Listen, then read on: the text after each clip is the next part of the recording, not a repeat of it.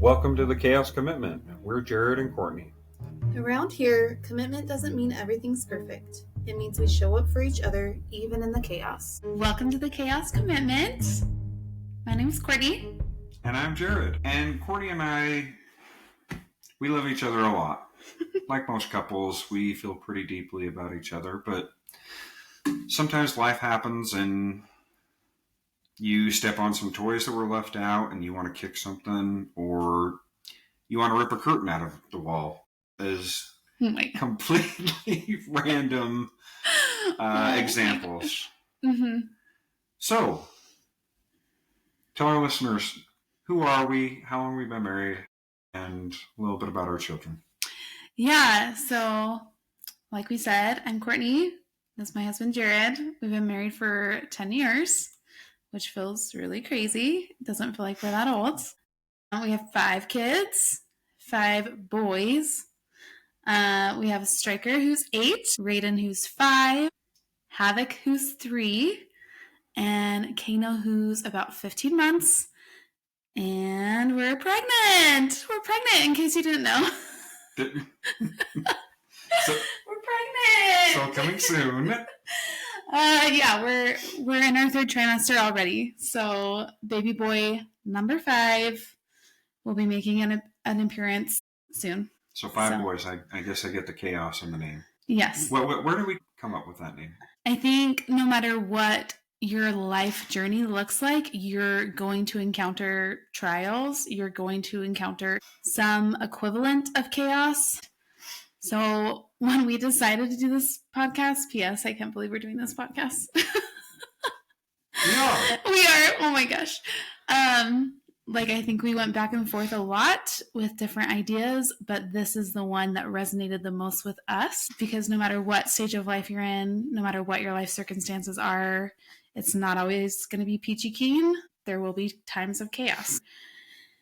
Do you want to stay committed in those times of chaos? And how exactly do you do that? Yeah, and I feel like we've been through some trials. Some things are hard in a marriage. And I feel like since we've gone through that, maybe we can help somebody else get through it also. Yeah. And what made us decide to start this podcast? I think when you came to me with it, I didn't know how serious we'd become about it. But the more we talked about it and the more we kind of joked about oh yeah, we could talk about this, we could talk about that. It really opened our eyes to how far we actually have come as a couple in our whole 10 years, but also specifically in just the last few years raising children. And the more we talked about it, the more we were we have to do this, if nothing else for ourselves, because it's created such a connection between you and I that we continually keep building. It's almost like a hobby. It's almost like a date night. It's just such a form of connection that we've built. And it's also just, if nothing else, I hope our children can benefit from it. I hope our posterity will listen to the things that we've been through and know that things weren't always easy for mom and dad, but they loved each other so much they kept trying, and they had to work through some of the hard and maybe normalize some of that hard, because I don't know if that was truly portrayed to us. I don't know. Yeah. So I think I've been listening to podcasts, and I just thought, I guess most of the ones I listened to were more educational or some business or communication related. And I was like, we need more on marriage and relationship and the difficulties that are within marriage and in raising children. I thought about your friend group. You have a lot of friends who have specifically said, well, or something very similar to, we have conversations that maybe aren't common in marriage. So I think that's a big part of why I wanted to do this, is opening the door to communication in marriages and helping people build on their communication skills and also build empathy for their partner. Yeah. Because I think that's something that is the most difficult thing in marriage, is understanding where your partner is coming from. We've been married for 11 years coming in September. And sometimes I feel like we're only scratching the surface. Yeah. And other times I'm like, I know Courtney so well. I know when she needs this, and I know when she needs something entirely different. But there's also times where I'm like, wow, I did not expect her to take it that way. Oh my gosh, because I'm so difficult. So, who is this podcast for? That's a good question. I mean, aside from our moms, because I hope they'll at least listen. Or maybe sometimes not our moms. Yeah. I think anybody that is looking to improve the relationships in their life. Because like you said, I think communication and empathy, it's not a skill that we all grow up having. It's not always something that comes naturally to us. It's something that takes work. And we sometimes don't know the starting point. We sometimes don't know where we need growth. We sometimes don't know where we're lacking. And so I think anybody that really wants to improve communication within their relationships in their life could benefit from the things that we want to share. Yeah. So one thing you and I have talked a fair amount about recently is the golden rule and the platinum rule. I don't think I'd share that, but the golden rule, what is that? Treat others the way you want to be treated.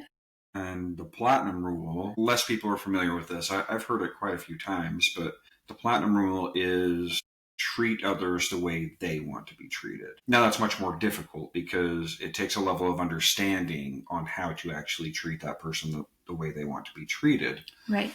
So it takes a lot of work to get there, but sometimes it's just realizing that I can't personalize it to give this person what they need. An example of that is when we found out we were having our fifth boy. Yeah. So it seems like when people hear that, they really want to personalize it and be like, oh, but what about a girl? Whatever the situation would be, like, oh, that'd be difficult, 5 boys, or whatever it might be, you know? Yeah.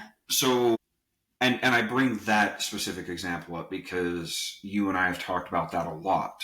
And I know that emotionally affects you more than it does me. Now, if we had 5 girls, then I might be thinking like, man, I like a boy who's like me. Yeah.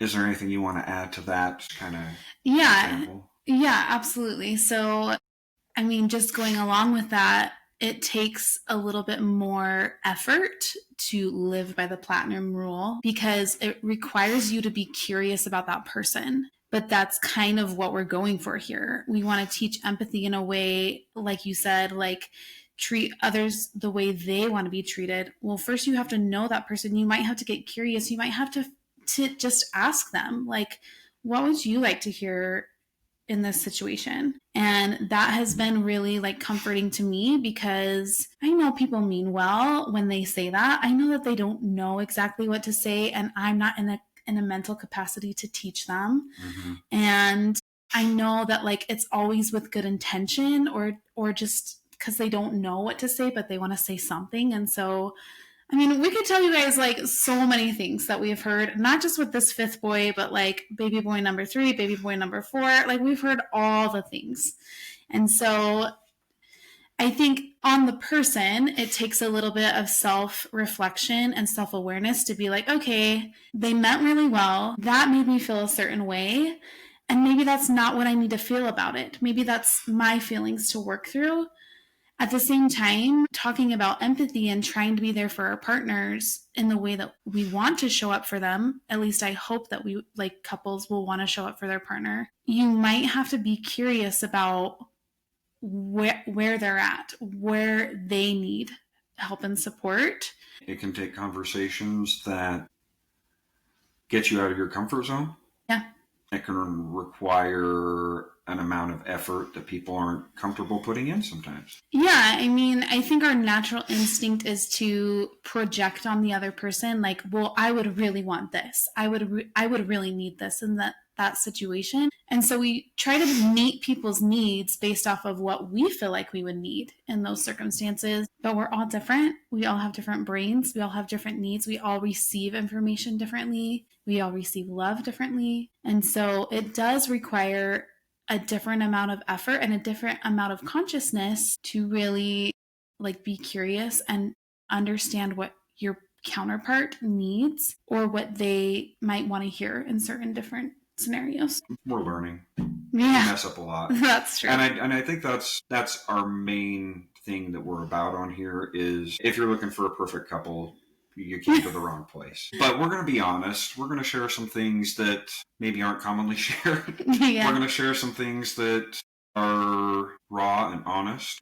And we hope we and our listeners can learn from that. Yeah. Or at least normalize it. Because I'm not saying we want to like glorify this like chaotic lifestyle. I want to like normalize that like it's okay for things to be hard. We can do hard things. So if nothing else, that solidarity between families and couples like in the trenches, truly. We've talked a lot about the chaos so far. Yeah. But maybe not so much about the commitment. And I mean, I think in our situation with our 5 young boys, 8 being the oldest, like the chaos is inevitable. Mm-hmm. But I think the commitment is a choice. Yeah, I like that. And it's a choice that can be difficult, but we actively make that choice and move forward trying to be better for each other. So this is kind of our introduction, but moving forward, what can people expect on a routine basis in these episodes? Yeah, I think like you said, we want to share a little bit of our life, share a bit about our life experiences and what's got us to where we are. We want to tackle some hard topics and conversations that maybe don't come up often enough in marriages. We want to kind of dive into society's take on marriage and how it's kind of been like diminished over time. I think about Stryker when he was like 4 or 5 years old. He constantly talked about like, well, who am I going to marry, Mom? How many kids am I going to have? Like, who am I going to marry? How old is Stryker anyway? Because I thought about marriage before I was like maybe 19. Like, oh yeah, maybe that's something I'll do. Yeah, like he was very just like, well, like who am I going to marry? Like we got to figure this out, you know? I just hope that like society doesn't remove that from him. I hope that he kind of holds on to that and turns out to be a better husband and father than you are. Like truly, like I just hope that I mean, that's hard to hear, but that's what we want, right? Yeah, like I just hope that he can hold on to that desire to be a good husband and father is what I mean. Yeah. So with that, we want to ask our audience a question. Yeah. Each week we're going to provide a question that we're going to ask our audience. Mm-hmm. And the intent with these questions is to help understand your partner a little bit more and to maybe open a conversation that might not be normal. And it's going to be related to the following episode on our podcast, in which you and I will individually write down our answers right here. Yeah.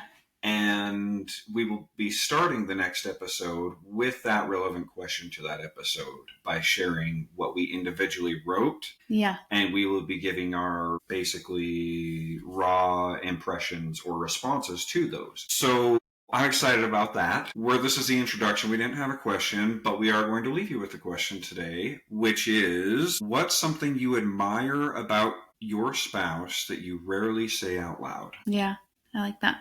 I like that too. I've already thought a little bit about what I'm going to write. Okay, I'll get on it. Yeah, this is something we're really excited about, really excited to share with you guys. I think it's going to be really fun to not only hear your response for the first time, I'm really looking forward to that, but also hear our audience's responses. And so we really hope you'll share them with us.